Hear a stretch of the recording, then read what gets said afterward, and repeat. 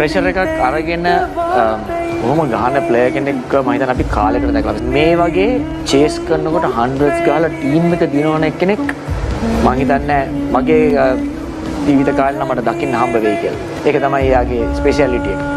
එයා 100ක් ගැහුවොත් මැච් එක අනිවාර්යයෙන්ම දිනනවා.